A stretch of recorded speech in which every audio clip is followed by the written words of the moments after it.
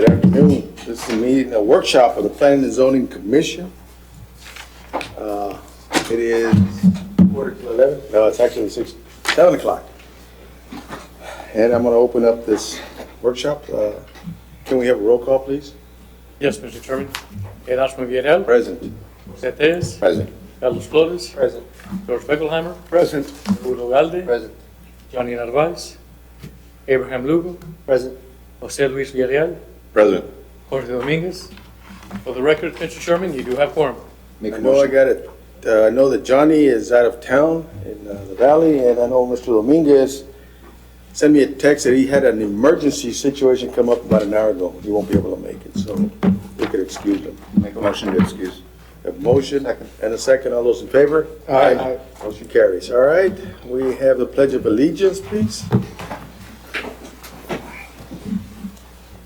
I pledge Allegiance to the flag of the United States of America and to the republic for which it stands, one nation, under God, indivisible, with liberty and justice for all.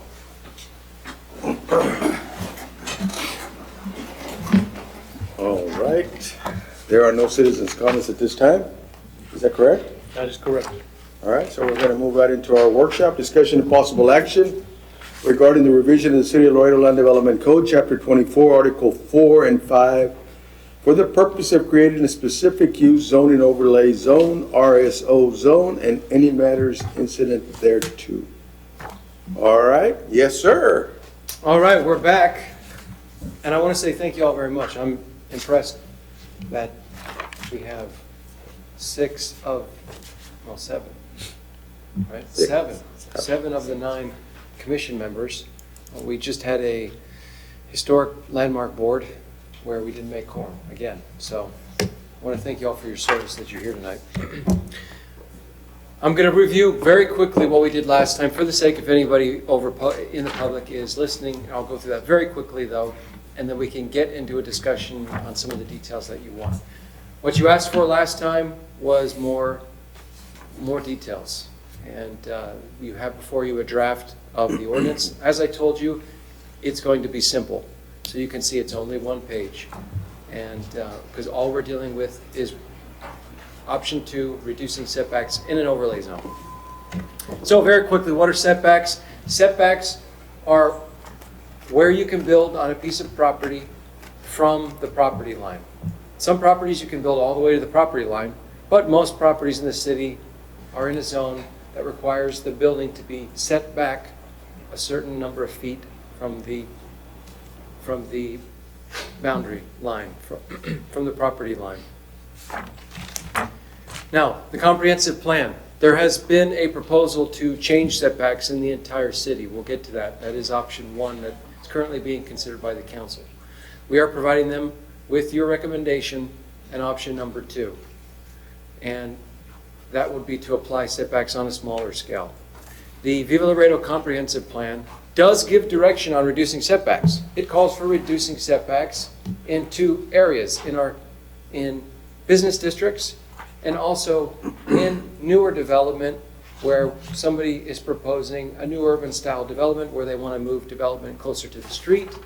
Well, guess what? We already have that zone. I'm going to talk about that today. That's already in existence. As I said last time, we have a PUD zone, a planned unit development zone, already in place where someone could do that. So really, to comply with the comp plan, we just need well, this would work, option 2, a reduced setback overlay district, overlay zone, where we could apply it to a smaller area. And then to comply with the comp plan, we'd apply it to those areas of town where we want to see more of a built-up area where we could decrease the setbacks, reduce the setbacks. But as far as reducing the setbacks citywide, that is not something that the comp plan calls for. Although in spirit, the comp plan does ask us to look at more creative styles of development, allowing people to utilize their property more, but not calling for a change citywide. Now, I pulled up the goals and policies of the housing chapter, just so we could examine it. Commissioner Flores, did you have something? Last time you mentioned that it would be good that we take a look at the goals. Yeah, So I think so, too. I reviewed the goals in the other sections. There was nothing that directly applied. I think the most application that we get that gives us guidance on why we would want to reduce setbacks, or when we're considering it, are the things we should consider. The investing in legacy neighborhoods, the goal to develop legacy neighborhoods program to ensure that historic and culturally significant neighborhoods thrive. I think reading through that goal and the policy, we understand that in our downtown and inner cities, in our downtown and inner city, we have properties where we want to allow people to make investments. And there are opportunities where we could reduce the setbacks and it wouldn't have a significant impact on the character of certain parts of the town where the setbacks are already fairly reduced. For example, I live in El Azteca. The home that I live in, the property has buildings that are built to the property line. So we have 0 setbacks in some part of that. In many of the neighboring homes, the homes are built close to or on the property line. And so, although currently with the zoning that's in place, you would not be able to do that type of development, if we applied this reduced setback overlay zone, you would be able to reduce the setbacks in neighborhoods like El Azteca, and it wouldn't be out of character with what's already there. And so I think when we're considering our older neighborhoods, when we're considering neighborhoods that already have a number of properties like that, then that would be a good fit. That would be a good example of an area of town where we could apply setbacks. However, there are many parts of town that do not have that, do not have reduced setbacks, where the expectation in that neighborhood is that a building is set back a certain distance. And residents purchased a home in those areas with that expectation. I may disagree. I may not like that style of development. However, the person who made their investment in that neighborhood is expecting that to remain the same. One thing that has come up, and I'll make this point later, but I want to refer to it now, and that is that we don't have to worry about HOAs. HOAs are protected. I contacted a number of HOAs and did some review of the HOAs that we have in the city. And what I discovered is what I expected, and that is many of the HOAs do not cover setbacks because they're already covered by the city. In other words, they're not going to be redundant and restrict things that they don't need to restrict because the city already covers it. And so reducing setbacks would impact a number of the HOAs in our city. In addition, the courts who have had litigation against HOAs because residents have felt that the HOAs were too restrictive have ruled in favor of those residents wanting them to be less restrictive and have sided with them, saying that HOAs cannot be so restrictive, especially where the city is less restrictive on uncertain aspects of development such as setbacks. So the statement that, oh, this will only apply, this won't, if you live in an HOA neighborhood, don't worry about it. No, this will impact the majority of the city. So let me say that when this was first brought to me, when we were discussing the option of citywide changing, what I asked the city council and what I mentioned to the planning commission previously is that it would be better if we waited rather than doing these now, because we are in the process, currently engaged in the process of Recode Laredo, where we're replacing our land development code and we're reassessing all of the different ways that buildings are built and land is developed. And that would be a good time for us to more slowly assess where it would not make sense to decrease setbacks. But it moved forward, and the city council now has a citywide option, and we want to give them a second option. By the way, with Recode Laredo, we had over a dozen meetings this week with builders, developers, engineers, architects, with all those entities that are directly involved with development in the city, including the departments in the city and other organizations such as the Housing Authority. We brought them all together and we had some really great discussions. This was the beginning of the process of Recode Laredo. Wasn't the end of input, but the beginning of that. And we're very much engaged in that process now and starting to assess our code and taking that input and digging down into it. I want to make a couple of important points that changing setbacks may seem like a simple thing. Oh, we're just, okay, so you can build a little closer to the property line. But there are many things that we need to consider. We brought this up before.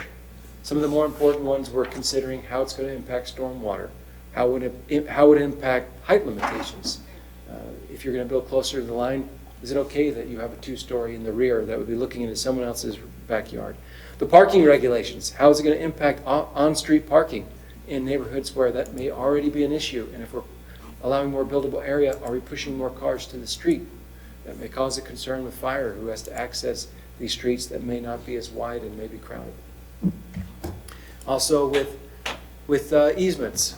Although easements are a private concern between property owners or between two interested parties, and we may in many cases be one of the interested party in those easements, they're not always regularly reviewed. So in some areas where we're permitting people to build more on their property, if we have a certain part of town where we know a lot of easements exceed the usual 5 feet, then we may want to limit in that area where people can build, just so that we preempt any issues that may occur. Okay, so just to review, what option 1 was and where it's at. Option 1 was changing the setbacks citywide based on the dimensional standards table that you see before you. And that was brought to you a few times. It was tabled a few times, and it was brought finally about a month and a half, 2 months ago, about a month and a half ago, and you provided a recommendation, a unanimous negative recommendation to council. And why did you do that? Because there was no real public involvement. Many of the citizens outside in Laredo do not know that this is happening. And there was no thorough analysis of the impact. And so we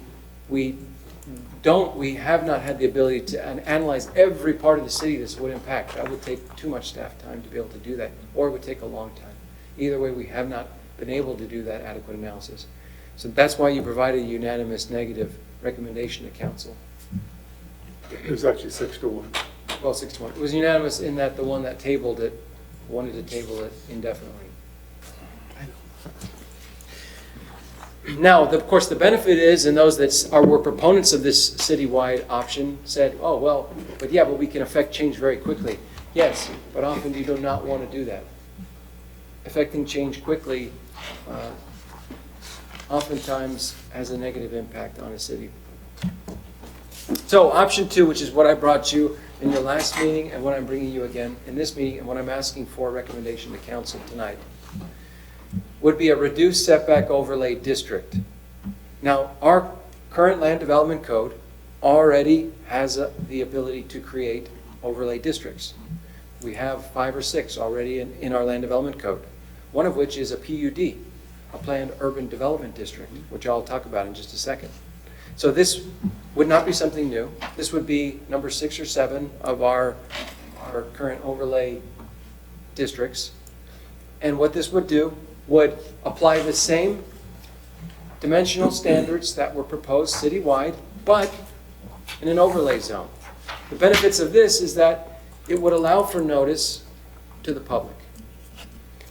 What I'm recommending with this is just to create the district, just to create the overlay district as a tool. We would not be applying it to anywhere in the city. That would come next. So first we create the option that it could be created, and then an applicant would have to come, as an applicant can come for any zone change, and request that this zone be put in place. And then it would go through the process of Planning Commission and City Council for final approval. But there would be some conditions which I'll talk about in a second. And these are the dimensional standards that are being proposed, both citywide and the overlay zone. They're the same.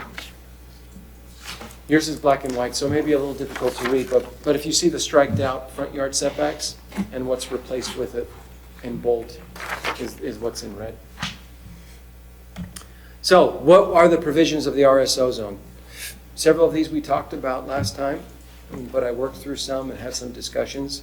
And this is my proposal. Now, if you have a recommendation to change some of these, we can. But this is this would be my recommendation going forward. First of all, the setbacks would be the same.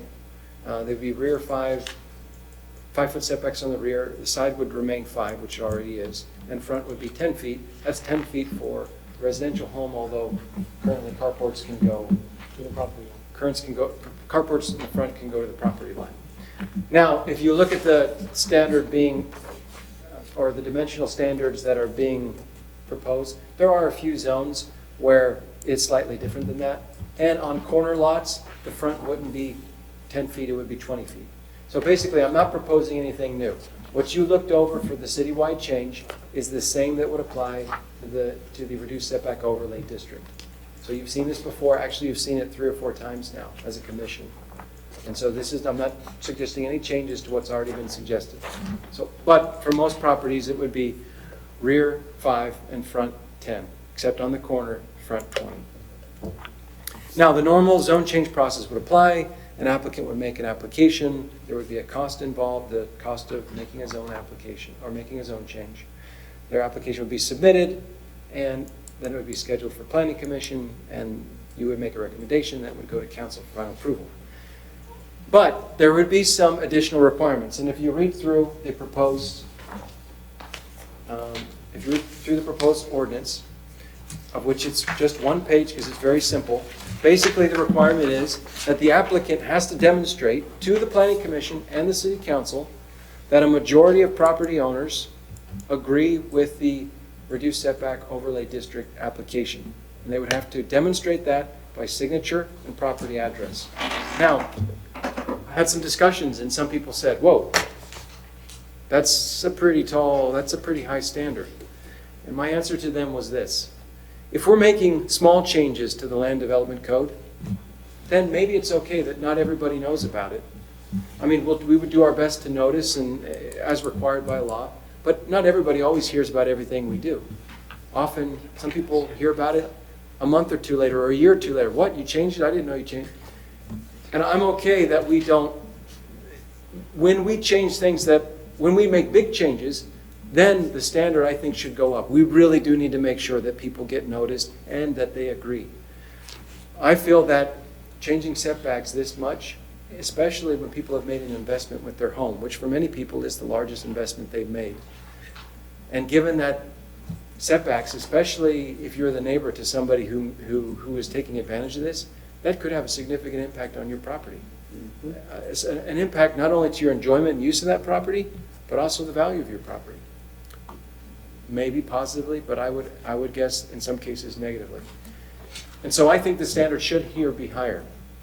And that is why I'm asking, or I'm proposing that 50% of the property owners demonstrate their support by signature and their property address of those property owners. Now, as far as the size of these districts, this would not be appropriate to be home by home.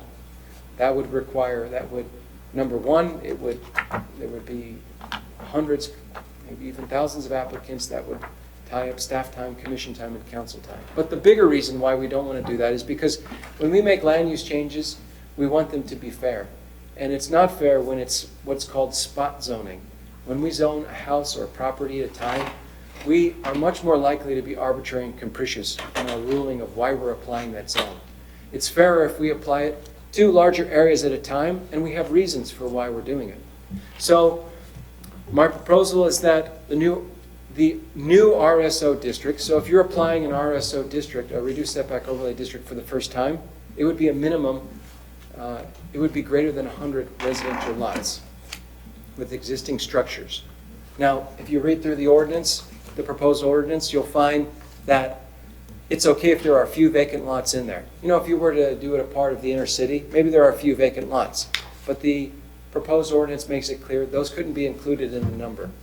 You would count and at least have 100, greater than 100 properties with existing residential properties with existing structures. In other words, the spirit of this is to apply to existing residential, not for new development. We'll get to that in just a second. Now, if you have an existing reduced setback overlay district and you want to expand that, then this, as I've written it, the proposal would allow you to expand it, but not by home at a time. That would be getting around the spirit of this. You could expand it by 50 at a time. And so what we want are districts that are larger in size, where staff can make an assessment, and that's the final requirement of this.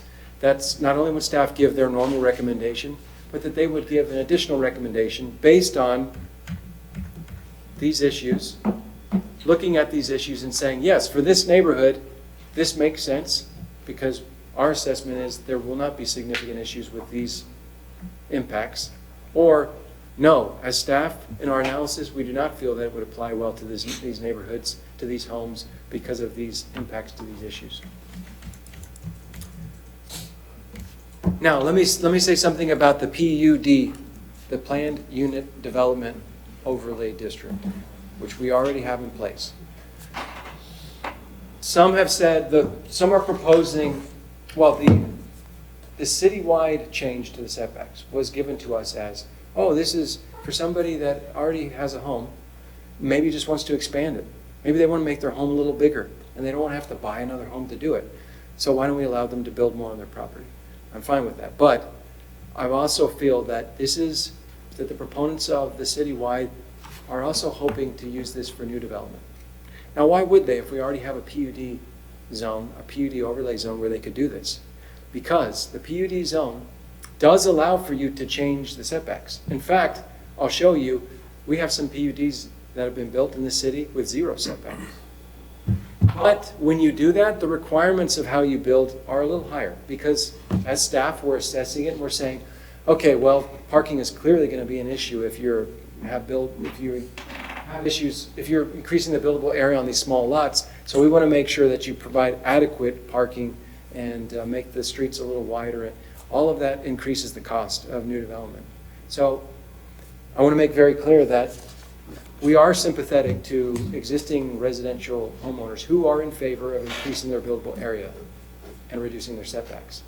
But we should not allow this to be used for new development, the reduced setback district, because that would be a workaround what we already have. Here's Concord Hills Phase 4 PUD. You can see that the setbacks are 0 on the sides, and on the front, 5 feet.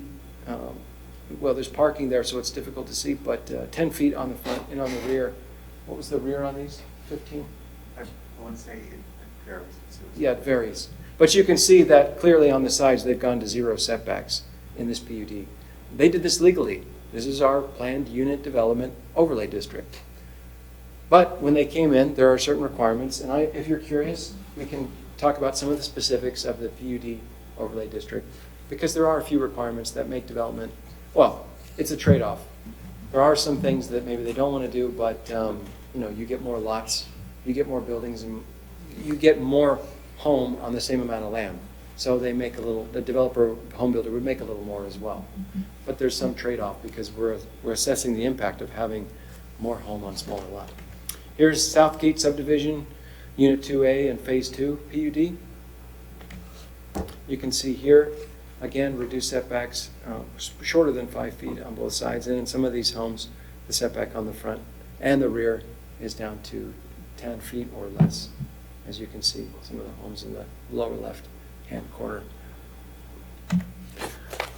With the PUD district, just want to show you, this is the opening for it. It's allowing for a change to because of design considerations, it'll justify special dimensional standards, among other things. So our Planned Unit Development District allows for creativity, not just for setbacks, but also for other things. All right, well, getting back to the next steps, and then open it up for discussion and any questions I can answer. Currently, Planning Commission sent a recommendation to City Council for the citywide option. I went to Council, and not for action, but just for a discussion item, I said, okay, Planning Commission has given a negative recommendation for the citywide option for setbacks. But before you make a decision on that, I'll bring it to you, but I'm also planning to bring you another option, option 2, which is a reduced setback overlay district, where we can apply this to smaller parts of the city for those that want it. And they'll be noticed and they'll hear about it. Citizens, residents will know, property owners will know. And the feedback from them was, yes, bring us back 2 options. We want to consider 2. And so that's what I'm doing. But before I can do that, I need to bring it before the Planning Commission for you to provide your input and ultimately your recommendation to City Council. So with your recommendation tonight, I'll notice Tuesday will be our deadline for the 15 full days of notice to the public in the newspaper. and then we'll notice it, and it will go to the October 7th City Council meeting, where I'll bring them these two options again. And after having given them those two options, they'll be able to take a vote on it. And then, if option 2 is selected, which is the one that I will be recommending, then that just allows us to apply it to certain areas. It doesn't create it yet. I mean, it creates it as an option. It doesn't create it anywhere in the city yet, because that will then have to be applied. An applicant will have to make application for the zone, and then it'll be brought back to you for recommendation to council. So say somebody wants to apply it to somewhere in the Heights. Well, this doesn't create it anywhere yet. So if it passes, and now it's an option to do this, then an applicant in the Heights can bring it to the city for a zone change, and then it'll be brought before you. Staff will be able to assess, is that a good candidate? Are these homes a good candidate for the reduced setback overlay district? We'll provide a recommendation to the Planning Commission. You'll be able to make your assessment, and then it will go to City Council ultimately to make their decision. So this is the recommendation I'm asking you to make, to send a positive recommendation to the City Council for the specific use overlay district to be entitled reduced setback overlay.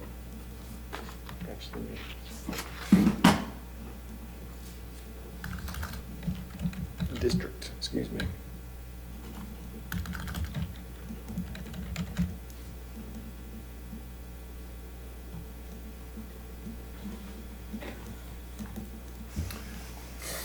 Can I answer any questions? I got one. Yes, On go the right ahead. 50, on the 50% requirements, 50% of the property owners or 50% of the signatures? The Not the ordinance- property owners, but should Yes, let me read you the language. consider The signatures or? ordinance. This is on section 24.75.4. And item number 1, on the back page, number 1. It shall be required for the applicant to demonstrate to the Planning Commission and City Council that a majority of property owners are in favor of the establishment of the district. The applicant shall demonstrate this majority through a list of property addresses and signatures of property owners. City staff or resources cannot be used directly or indirectly to gather the required signatures. So, a majority of property owners.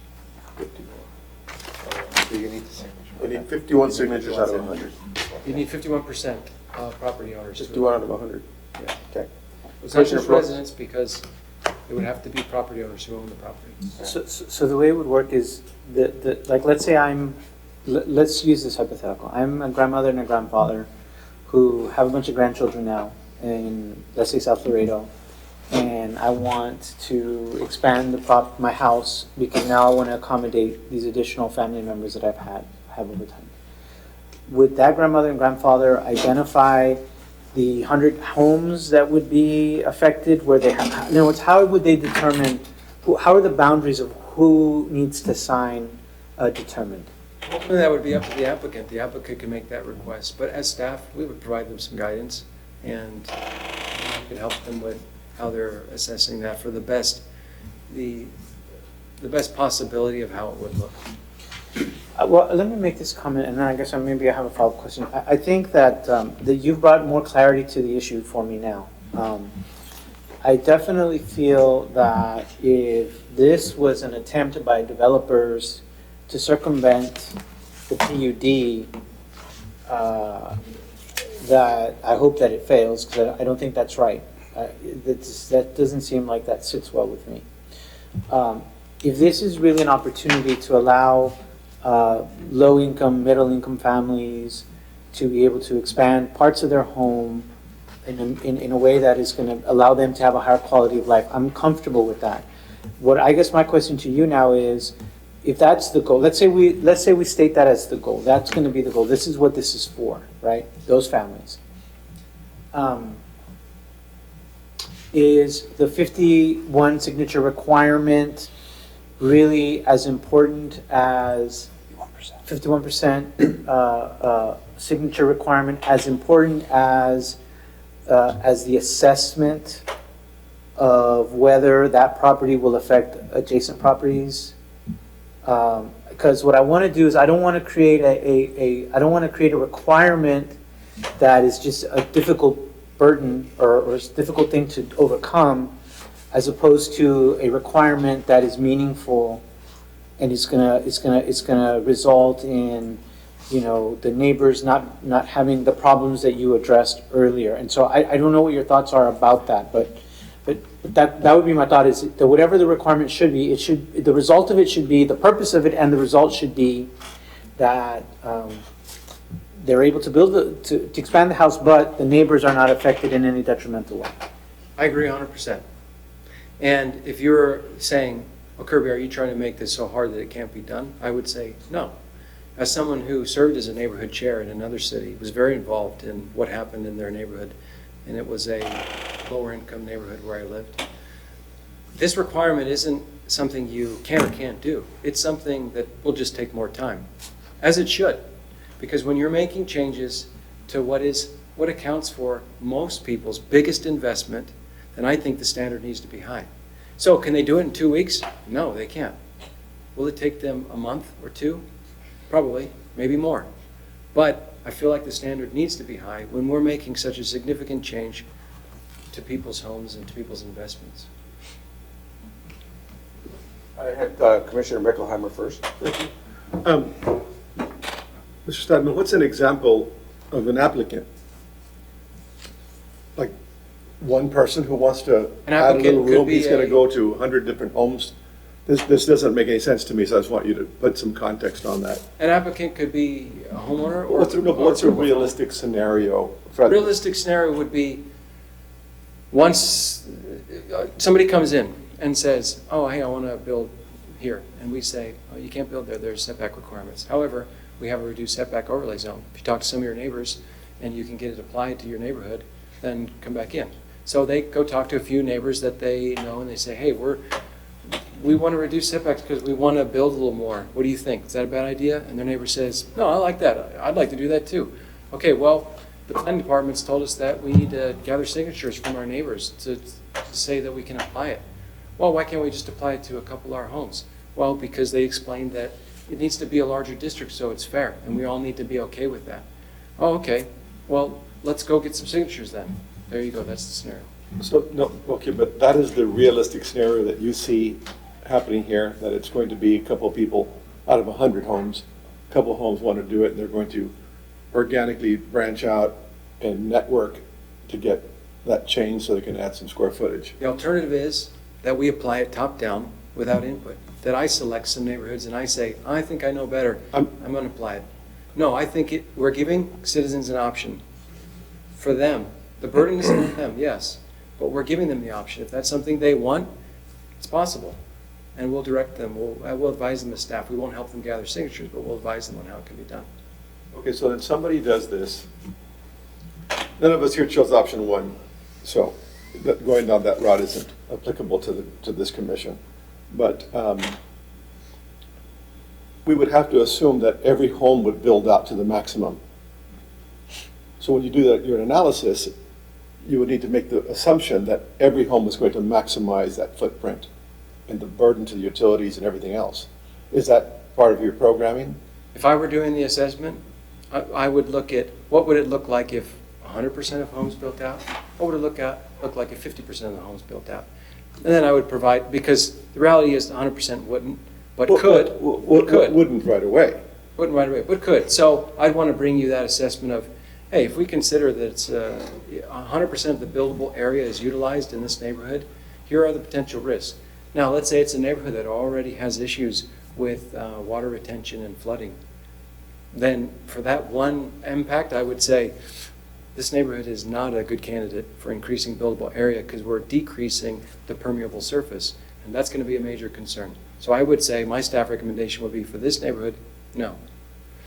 I want to acknowledge to the commission and to Mr. Steinman that we know what you're trying to do, of course, and I appreciate that. I think everybody does.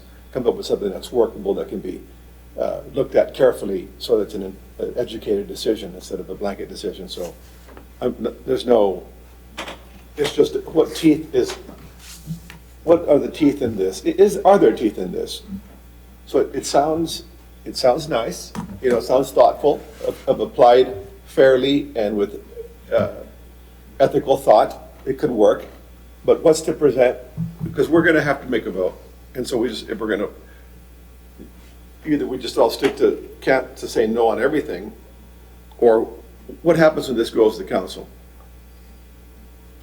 Can't they just say, well, we're gonna approve that, but we're gonna make changes to we're it. gonna parse it out now? Yeah, They can do whatever they want. exactly, Well, I They just just wanted need, to interrupt. they just need a thumbs up or thumbs down from us. exactly, exactly. That's all they need. That's all they need. Like, they need a vote from us. Is there any enforcement? Hold on, just a minute. Commissioner Ortiz.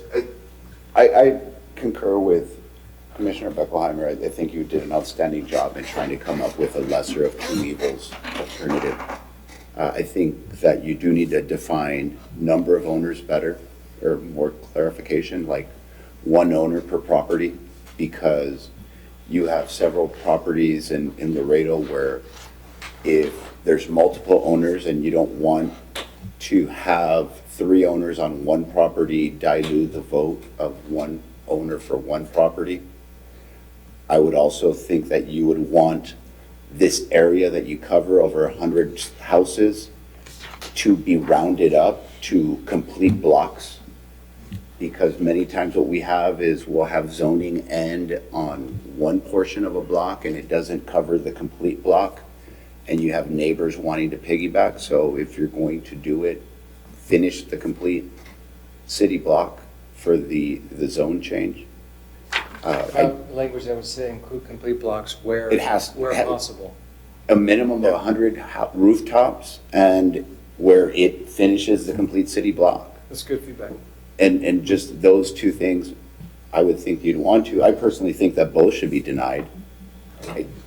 But I do appreciate you trying to come up with a less bad idea because of the lack of planning, the lack of input, because I do think Mr. Buckelheimer is 100% correct that we do need to operate under the assumption that 100% of the rooftops will change, and do our studies based on that.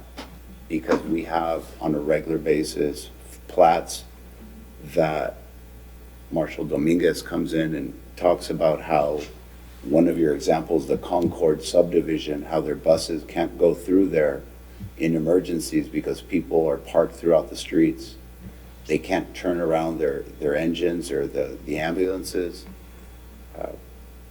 I'll make a note in the assessment that staff will make, that in the ordinance that their assessment will be based on 100% utilization of the billable area. In other words, we'll look at what would the impact be if 100% of it was built out. And so I just wanted to point out those two things. I think it'd be helpful to clarify for your RS, your reduced setback overlay district.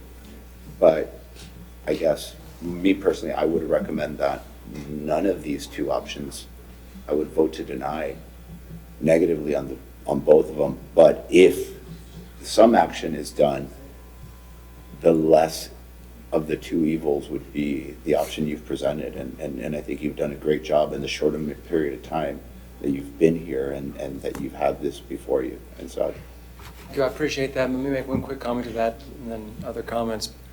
But the reason I feel comfortable going forward with this, definitely over the citywide option, which I do not support as staff either, is because we through Recode Laredo, we are having an opportunity to reassess our land development code. So if this is put in place and we do find that there are issues with this, we will, over the next 18 months as we're reviewing the land development code, have an opportunity to change it or to take it out completely. So, and we'll present that to council. And so this can be viewed as something temporary because we're assessing all these things right now. thank you. Commissioner. I just had a question about enforcement. So the applicant comes and follows through with the process, and then for some reason we deny it or we just don't approve the recommendation. They go back and build what they wanted to build in the first place, or not go through the process and still build out. So what enforcement do we have in place now? Would it still be the same? Enforcement is a difficult issue, and this, I don't think has any impact on enforcement.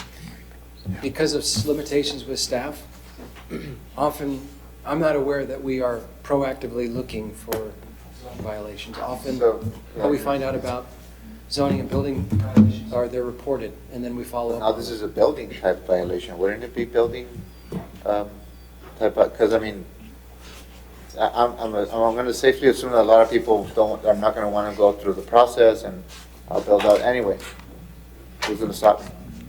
Yes, I'm Victor Linares, acting building director. Typically, like at a current scenario right now with current ordinances and setbacks, we've had challenges where a customer wants to come in with a certain concept, and unfortunately the setback doesn't come in or doesn't allow them to do what they want to do.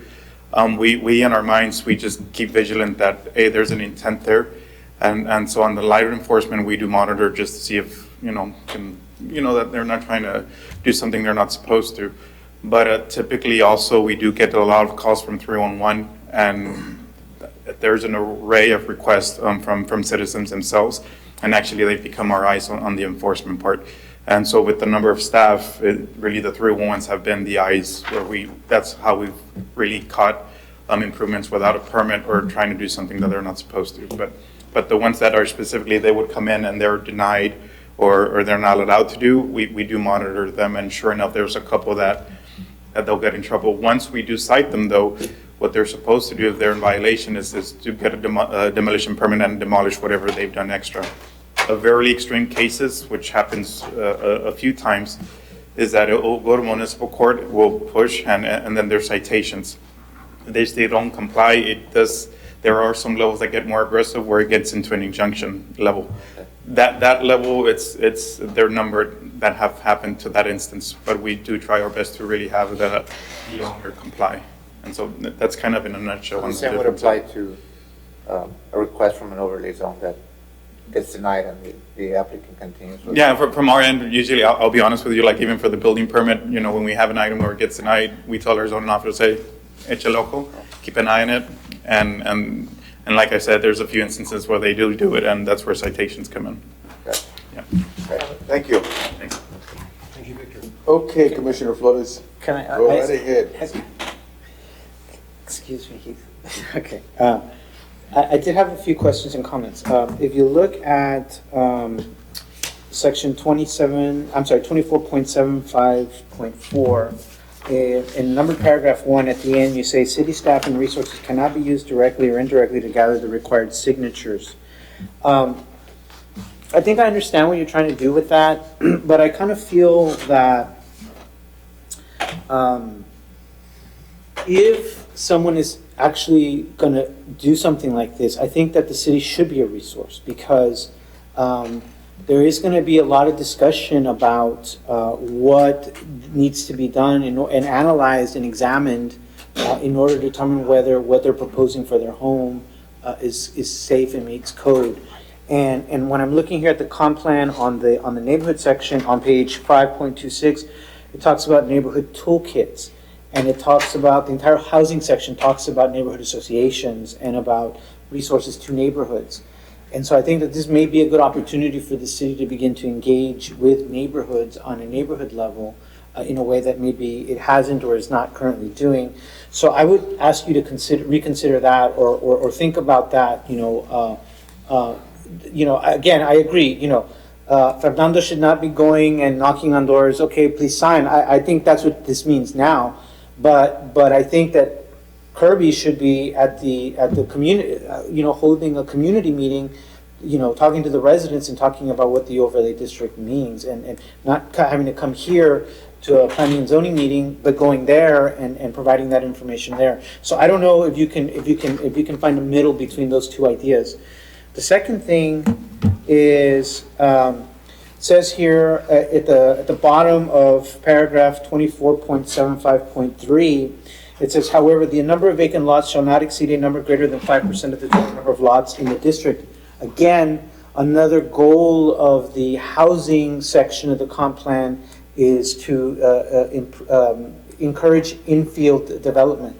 So those vacant lots, maybe now they become more attractive for development because now you can build more home on it or something. I don't know. I mean, I'm just assuming. But I don't know if there's a way to tie that in. I don't know if that's a requirement. The vacant lots would apply, would be part of the RSO zone. It's just the way I wrote it is so that someone doesn't draw these boundaries in a way to just include a bunch of vacant land. Right. However, maybe in including a significant amount of vacant land, that may have the effect or the benefit of development of the vacant land, which is Well, one of the we- goals of the housing section of this. So that's something to think about, okay? Good thought. And then the last thing is, where does it say within this ordinance that new development is being excluded? Where does it directly say that? That's in the, Minimum size requirements. It says all existing occupied residential structures. yeah. Okay, I had a section previously, the way I wrote it, where I actually explicitly said this is not for new development, but okay, but yeah, I think you Basically, need it was to, a- because it was a I think you need to, reiteration. because you could have the one part of a new development built and it's already an existing development, and so then they would say, well, wait a minute, I mean, technically, we've got a house here, so I'd say it again. what I'm saying is, you may have a development that's partially developed, right? But it's a new development, there's still new development going on in the house, in that neighborhood. And they might say, well, technically, we already have existing development in this incomplete development, in this neighborhood that's not completely, like a subdivision, for instance. Yeah.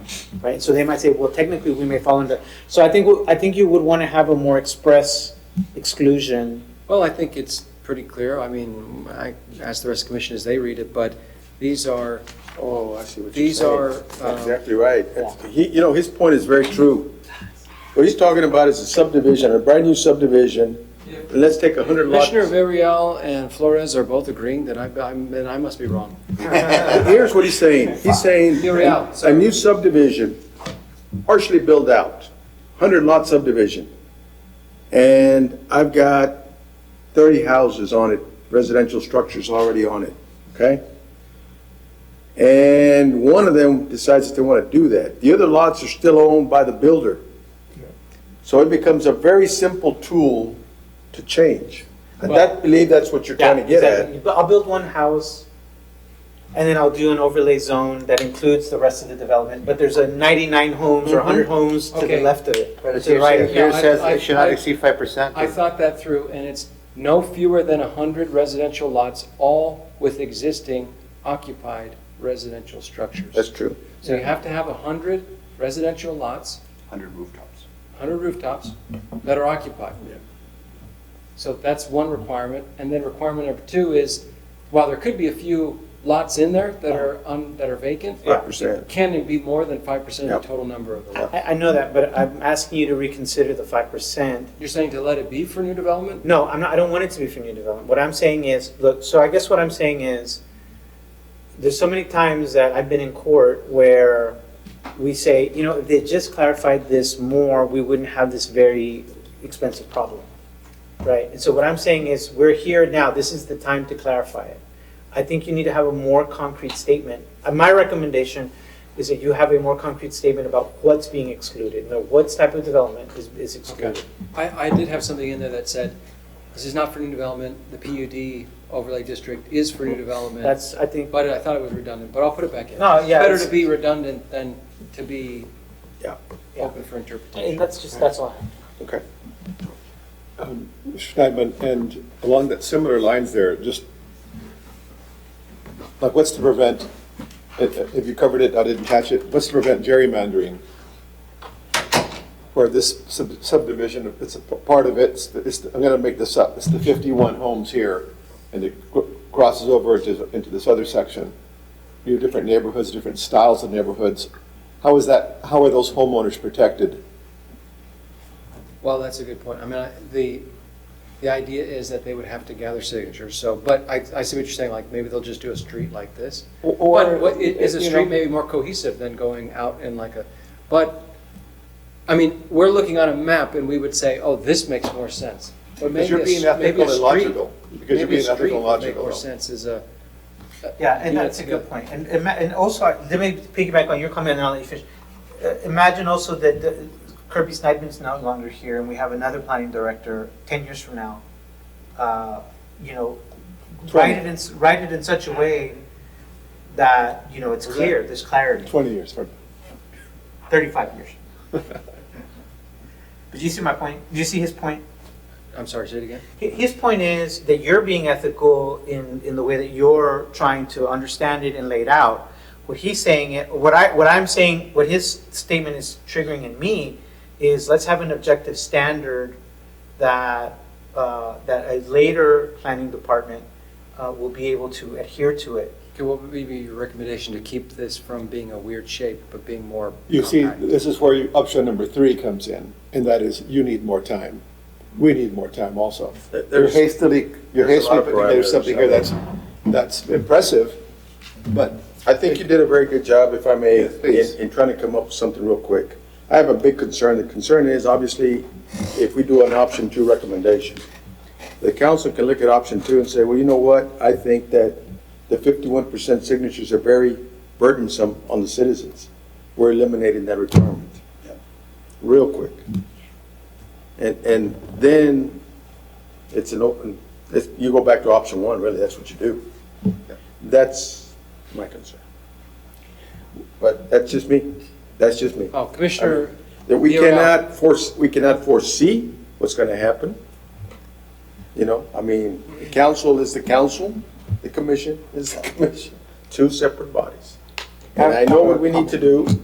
I know that it is the duty of this commission to make a recommendation, either for or against, and then the council will, you know, do whatever they feel is necessary to do what they want to do. Now, I do have a Commissioner Lugo. Yeah, I just have one thing that I know some of the staff, that they're looking into, like the burden that it will cause on stormwater, utilities, street parking. But a lot of things, like my input is coming more like as a first responder. With my background of law enforcement, there's a lot of statistics that I see that I can right away, if you improve this, already in my mind is going off how the community is going to change and how we're going to be impacting. We're going to be impacted on how to serve the community, how to protect the community. How about I add one emergency response, which I'm surprised wasn't in there. Well, it's not just about emergency response. Like, one of the things is like the fire. Okay, Fire, police, EMS? That would right. be- Like, I'm looking at 2 situations. One, the law enforcement, for me, if we ever have to serve a search warrant, my worst nightmare is that we have to come to one of these houses where the front is completely, there's no access. So now we have to access through the side. And you're talking about 5 feet setback all the way around. And there's something that we face as law enforcement, is the fatal funnel. Basically, in order for us to access that house, you put the entire law enforcement stack at risk. And that's in the law enforcement aspect. Now I picture there is a fire. Now I'm thinking about the firemen that have to, let's say the front of the house is not able to be accessed. They have to go into the back of the house, same scenario. Now they're fighting a fire with only 5 feet to work with. And let's say something happens and now they're trapped within 5 feet, front, back, and now what do? Now they're fighting to jump the fence to get away from the fire, or, those are things that I wish would also be considered into that. My next thing would be societal impact. And this might be way off the spectrum, but it's something to consider. Because right away when I see this, I do see that it's going to impact the community that's maybe economically challenged. So they're going to want to do that. Other than purchase a brand new home with 5 rooms to accommodate their family, the more feasible thing is going to be to expand. But what that does, I think about statistics as far as like that affect children. And I see how family groups or friends or whatever, they're going to grow and they're going to all be in this community or this one dwelling.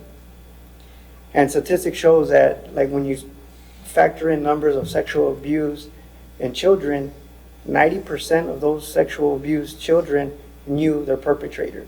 So this, and again, I think it might go way off into another spectrum, but you're creating that environment to where these dwellings will now grow and grow and grow and grow, and then you have a whole community of high occupancy that the possibility is that these statistics will grow and affect our children. And while it's all cool here to developers, when that day happens, that I hope doesn't, I'm the one that's gonna be left, or our first responders are gonna be left to piece that decision that council makes to approve it. We're gonna be there to piece the victims together, to find a way to combat it. And these are just issues that they're not here, but they're reality. And it's not always just about what is gonna affect our stormwater, our utilities, it's societal impact. And that's one of the reasons why I really stand against it, because in my line of work, that's a problem. It's a problem with the society that I swore to protect. It's a problem with the men and women who swore an oath to protect. You're making, this decision will inadvertently make it very difficult for us to do our job, and is to protect the public. And sometimes you have to protect them for their own good. I mean,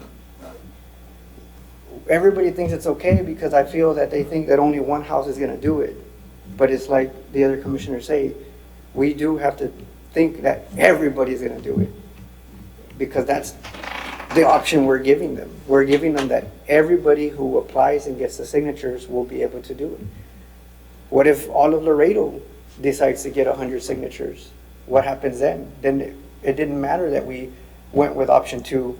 If all of Laredo decides to get 100 signatures, well, guess what? We have option 1. Yeah.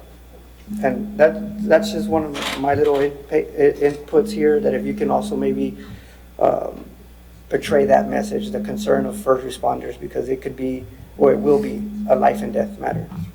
I'll add in emergency response to the list of items staff should have said. Okay.